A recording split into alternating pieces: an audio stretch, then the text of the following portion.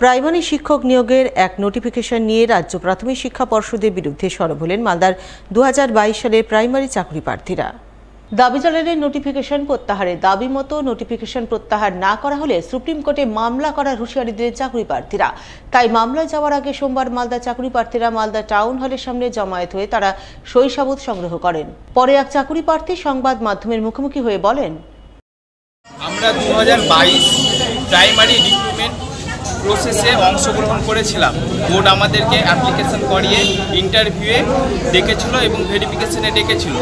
মাঝপথে আমাদের ইন্টারভিউ হয়ে যাওয়ার পর মাঝপথে আমাদেরকে হাইকোর্ট থেকে আমাদের ডিগ্রির ওপরে আমাদেরকে বাতিল করা হয় এবং সেই বাতিল হাইকোর্টের রায়কে আমরা ডিভিশনে চ্যালেঞ্জ করে পরবর্তীতে ডিভিশনকে চ্যালেঞ্জ করে সুপ্রিম কোর্টে যাই।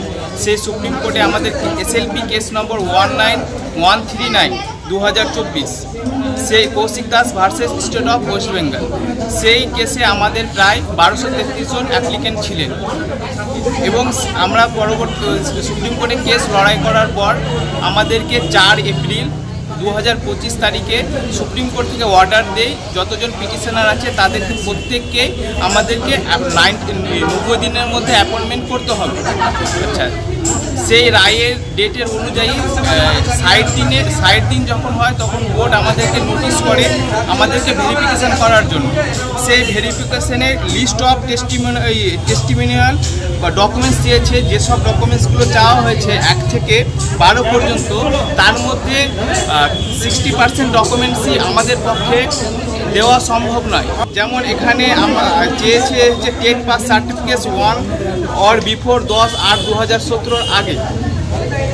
আমাদের রাজ্য সরকারের টেট সার্টিফিকেট কিন্তু 2017 আগে দেওয়াই হয়নি কোনো ক্যান্ডিডেটকে।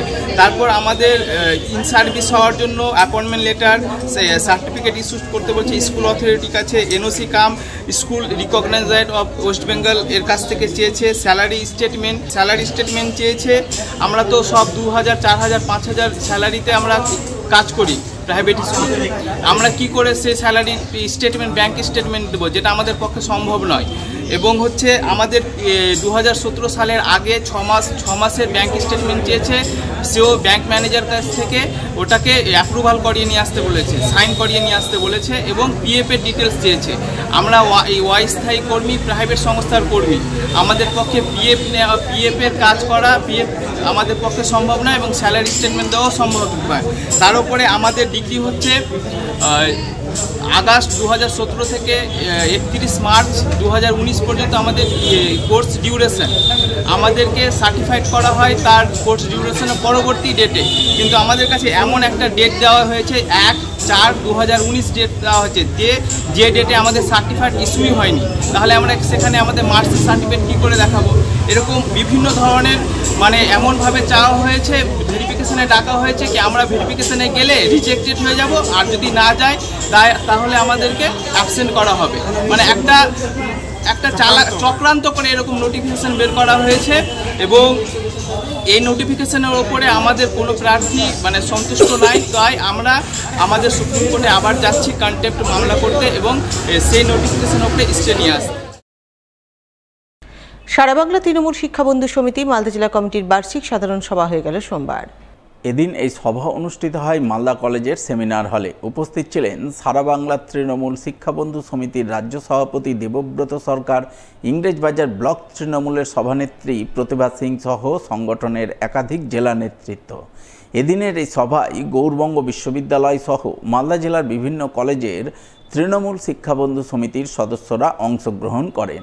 তাদের নিয়ে উপস্থিত নেতৃত্ব সাংগঠনিক নানান বিষয়ে আলাপ আলোচনা করেন। সেই সঙ্গে আগামী বিধানসভা নির্বাচনে তৃণমূলের জয় সুনিশ্চিত করতে তৃণমূল শিক্ষাবন্ধুদের মাঠে ময়দানে নেমে কাজ করার আহ্বান জানান।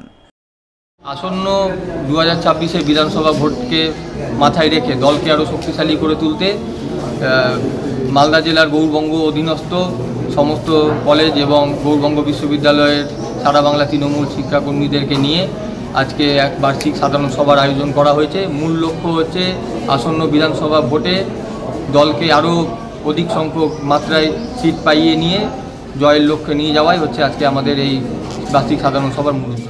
এদিকে এদিনই মালদা উইমেন্স কলেজে সারা বাংলা তৃণমূল শিক্ষা বন্ধু সমিতির সদস্যদের বসার ঘরের উদ্বোধন হয়। ফিতে কেটে আনুষ্ঠানিক উদ্বোধন করেন সারা বাংলা শিক্ষা বন্ধু সমিতির রাজ্য সভাপতি দেবব্রত সরকার। এছাড়া উপস্থিত ছিলেন জেলা তৃণমূলের চেয়ারপারসন চৈতালি ঘোষ সরকার, ইংরেজবাজার ব্লক তৃণমূল সভানেত্রী প্রতিভা সিং সহ অন্যান্যরা। এখানে আমাদের কোনো সারা বাংলা তৃণমূল শিক্ষা বন্ধু সমিতির বসার একটা অফিস ঘর ছিল না।